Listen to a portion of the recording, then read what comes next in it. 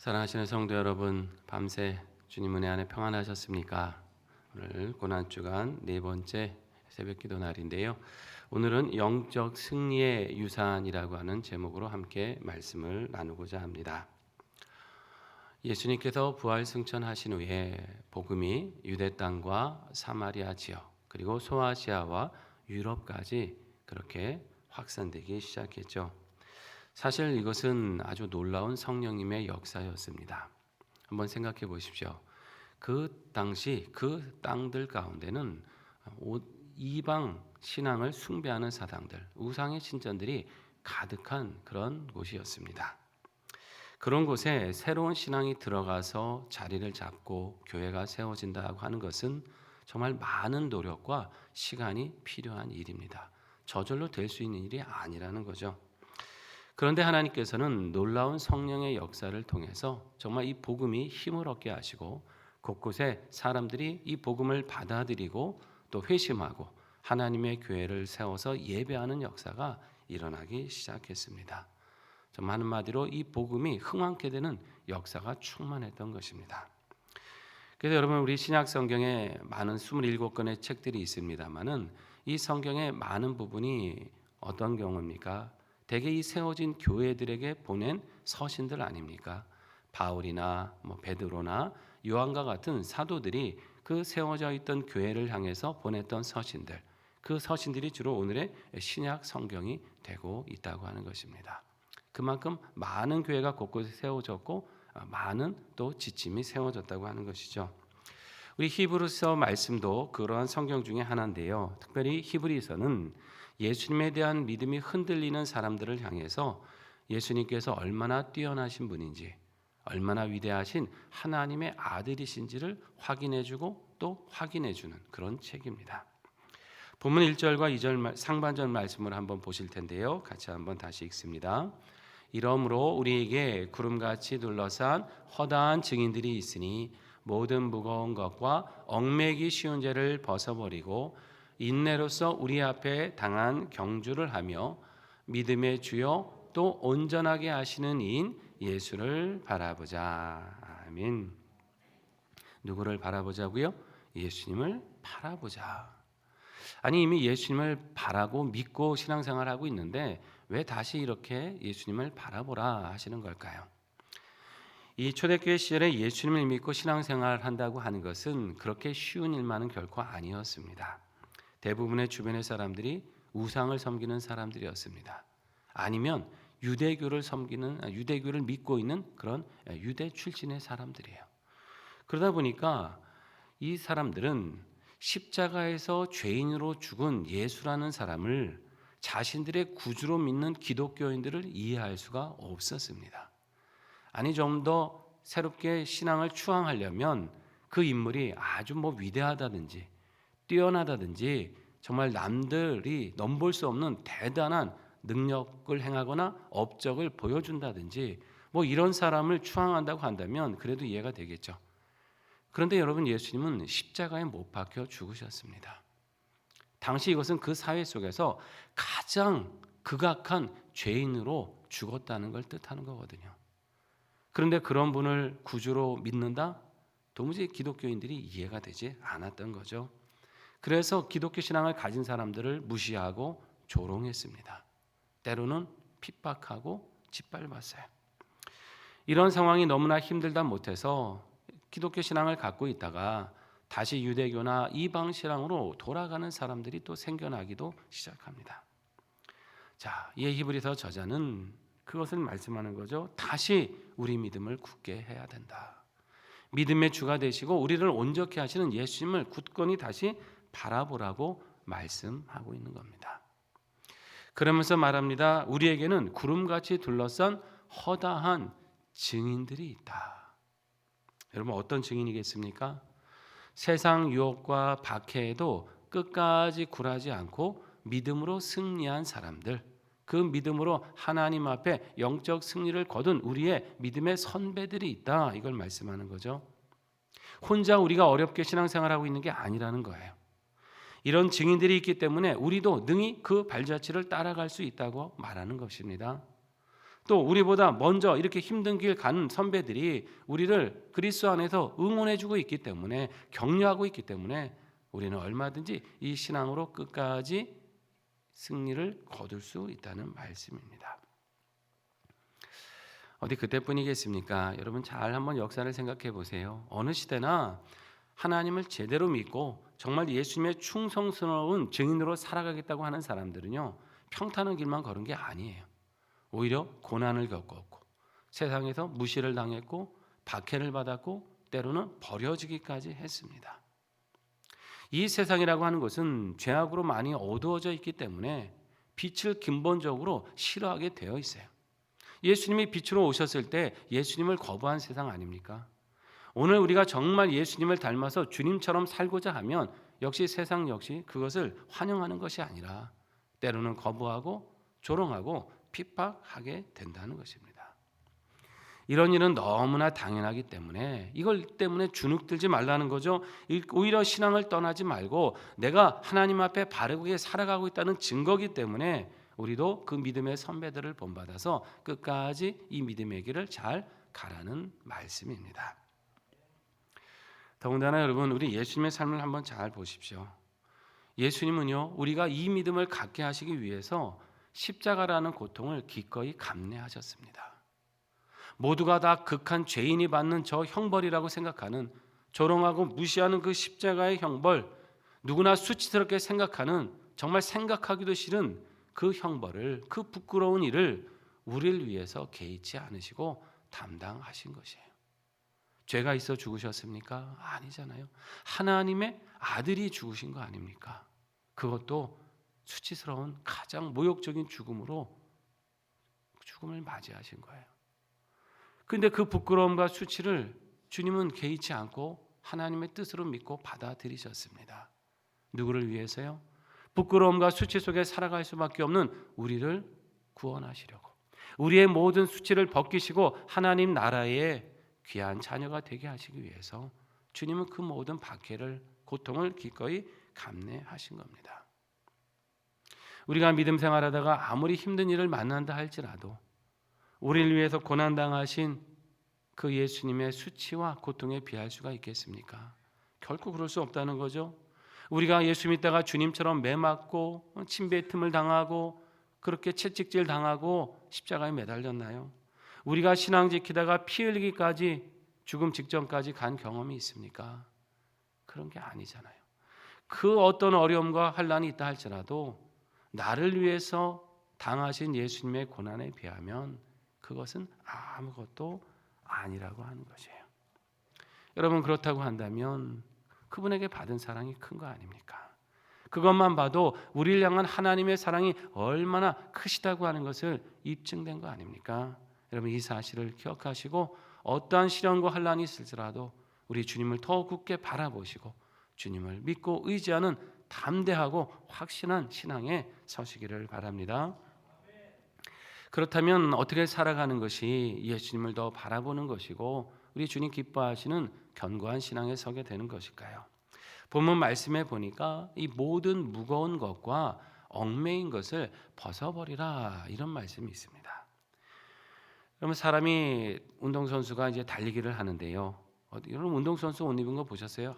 아주 가볍게 옷차림하면서 달리지 않습니까?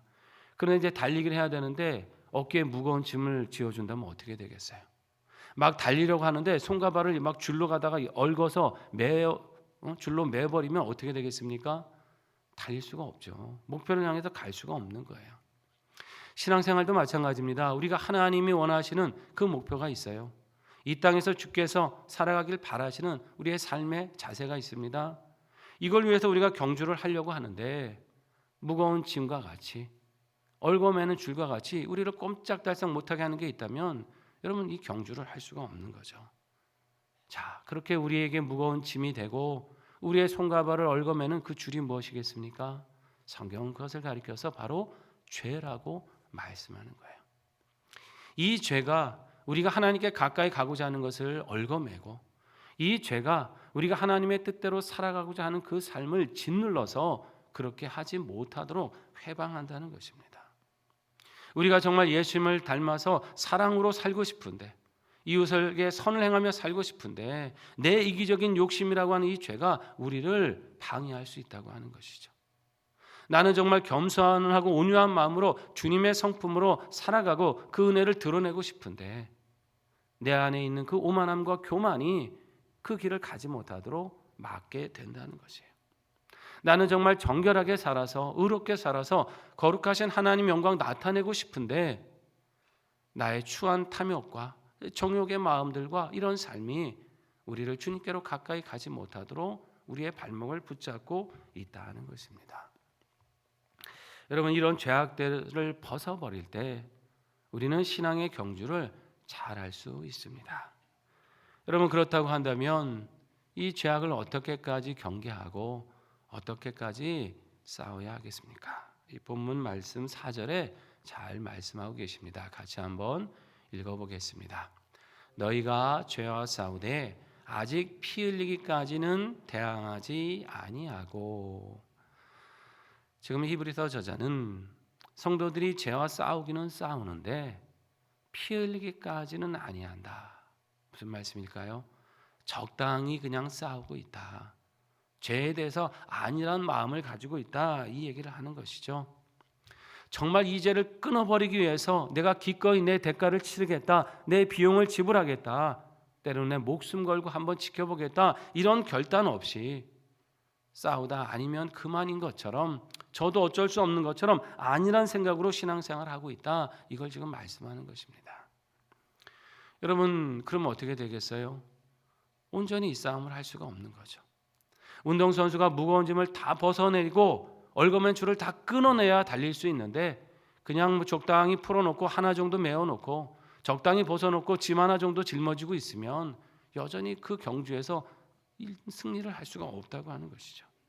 세상이 어떻게든 우리를 넘어뜨리려고 우는 사자처럼 달려드는데 우리가 목숨 걸 각오로 이 죄와 싸우지 않으면 승산이 없다는 것이에요.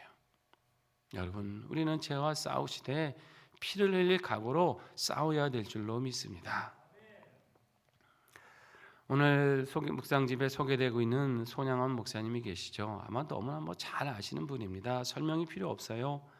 이분은 일제시대 신사참배를 하시다가 옥고를 치르신 분이기도 하고 또 여수에 있는 그 나병환자 요양원인 애양원이라고 하는 곳에서 평생을 또 섬기고 봉사하신 분 아닙니까? 그러다가 아들 둘이 공산분자에 의해서 순교를 당하게 되죠. 그리고 자신도 6.25 전쟁 당시에 공산군에 끌려가서 역시 순교를 당합니다. 불과 48살의 나이에 하나님의 부르심을 받아요. 이분의 일대기가 사랑의 원자탄이라고 하는 이름으로 출간이 되고 또 영화로까지 만들어져서 우리 많은 성도들에게 감동을 주고 계신데요. 이분이 옥중에 있을 때 자녀들에게 보낸 서신이 있습니다. 이 서신의 내용 가운데 이 자녀들에게 이런 당부를 해요. 죄와 싸울 때 피를 흘리기까지 싸워야 한다. 이렇게 당부를 합니다. 자신은 지금 정말 이 신사참배를 거부하는 이 죄악을 이기기 위해서 이 목숨 건 싸움을 하고 있는 거 아닙니까? 그러면서 옥에 갇혀 있는 상황에서 밖에 있는 자녀들에게 너희들도 이 죄와 싸울 때는 정말 목숨을 걸 각오로 피를 흘릴 각오로 싸워야 한다 하고 이렇게 신앙의 당부를 하고 있는 것입니다. 왜 그가 이렇게 옥중에서 자녀들에게 이런 당부를 했을까요? 죄가 그만큼 무섭기 때문인 거죠. 죄가 그만큼 정말 우리 삶에 끊어내야 될 것이기 때문입니다. 죄라는 게 무엇입니까, 여러분? 아담으로부터 유전된 본성이 있어요. 뽑아낼 수 없는 그 깊이 뿌리내린 본성이 우리 안에 자리 잡고 있습니다. 그리고 또 부모로부터 그 죄악의 씨앗을 물려받았죠. 부모가 행하는 그 죄의 모습들을 우리는 보고 자랐습니다. 그것이 내 삶에 결국은 버릇이 되고 습관이 되기 시작하는 거 아닙니까? 게다가 우리를 넘어뜨리려는 마귀의 이 괴계는 너무나도 교묘하고 강한 것이에요. 우리의 생각을 뛰어넘어서 우리를 유혹하고 넘어뜨리려 한다는 것입니다. 우리 안에 있는 깊은 본성이 있고 보고 배운 경험이 있고 마귀가 우리를 계속해서 시험하는데 여러분, 이 죄와 적당히 싸워서 이길 수 있겠습니까? 그럴 수 없다는 것이에요. 피를 흘릴 각오의 결단과 정말 이 결사적인 의지를 가지고 싸워야만 이 죄에 대해서 승리할 수 있습니다. 예수님의 모습을 보면요, 이 십자가를 보면 정말 이 말씀이 진리라는 것을 깨닫게 돼요. 여러분, 하나님의 아들이 십자가에서 왜 피를 흘리셔야만 됐을까요? 아니, 하나님의 능력이면 굳이 독생자의 피를 흘리지 않고도 우리를 구원하실 방법이 계실 거 아니에요. 전능하신 하나님이신데 말씀 한마디면 모든 걸 원래대로 다 되돌려 놓으실 수도 있을 거 아닙니까? 그런데 왜 하나님은 우리의 이 죄를 해결하기 위해서 아끼시는 독생자 예수님의 피를 흘리셔야만 했습니까? 왜 그 생명을 내어주셔야만 됐을까요? 이게 죄의 속성을 말하는 거예요. 죄가 이만큼 무서운 것이다. 죄가 이만큼 파괴적인 것이다. 죄가 이만큼 하나님과 단절시키는 끔찍한 것이다. 이걸 보여주시는 것입니다. 십자가는 죄라고 하는 것이 얼마나 무섭고 끔찍한 것인지, 우리가 얼마나 혐오하고 끊어내버려야 되는지를 잘 보여주시는 사건이에요. 하나님의 아들까지 저렇게 피를 흘려야 되는 것이 죄라고 한다면 우리의 삶에도 이 죄를 그만큼 경계하고 끊어내라고 하시는 하나님의 말씀인 것입니다. 이 끔찍한 결과에서 우리를 건지시기 위해서 예수님이 피를 흘리신 거 아닙니까? 이제 우리는 그 은혜 받은 자로서 피를 흘리기까지 이 죄와 싸워야 될 줄로 믿습니다. 죄를 아니란 실수 정도로 여겨서는 안 되는 거예요. 그냥 또 지면 가서 또 회개하면 되지, 이런 마음으로 여겨서는 안 된다는 것입니다. 이 죄 때문에 하나님의 아들이 돌아가셨지, 이 죄 때문에 우리 예수님이 피를 흘리셨지, 나도 피 흘릴 각오로 이 죄와 싸워야 하는 것이에요. 그럴 때 여러분, 우리는 영적으로 승리하게 될 줄로 믿습니다. 우리는 연약하지만 나를 위해 피 흘리신 예수 그리스도를 의지하고 그분의 길을 걸어가겠다고 다짐할 때 우리는 이 죄와 싸워 이기는 하나님 기뻐하시는 삶을 살아갈 수 있는 것입니다. 여러분, 우리 성도는요, 우리가 진정 누려야 될 승리가 무엇이겠어요? 뭐 세상에서 성공하고 남과 경쟁해서 이기는 것, 이런 승리를 거두는 자가 아니라 이 죄와 싸우는 영적인 싸움에서 온전히 승리하는 사람인 줄 믿습니다. 이 승리가 참된 승리입니다. 이제부터는 죄와 싸우시되 우리의 모든 힘을 다해서 싸우시기를 바랍니다. 이 죄를 떠나기 위해서 치러야 될 비용을 여러분 아까워하지 마세요. 기꺼이 지불하시고 이 죄를 이기기 위해서라면, 이 죄를 끊어내기 위해서라면 내 삶에 그 어떤 것도 아까워하지 마시고 기꺼이 그 비용을 치르며 살아가십시오. 더 말씀 묵상하고 더 간절히 기도하면서 하나님과 가까워지기를 노력하세요. 그러면 죄는 우리 삶에서 저절로 멀어지게 될 것입니다.